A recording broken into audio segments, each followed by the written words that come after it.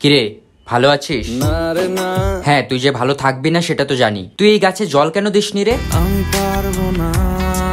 তুই যদি যত্ন করতে নাই পারবি তাহলে দায়িত্ব কেন নিয়েছিলি যত্ন করার?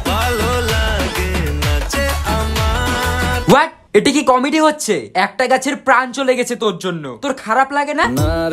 ছি ভাই ছি, তোর লজ্জা লাগা দরকার। আর কত নিচে নামবি তুই? জানি না যাবো কদ্দূরে এখনো। আচ্ছা তুই একটা সত্যি কথা বলতো, তুই এই গাছে একবার হলেও জল দেওয়ার চেষ্টা করেছিলি? আমি কোনো আর চেষ্টার সীমানা রাখিনি।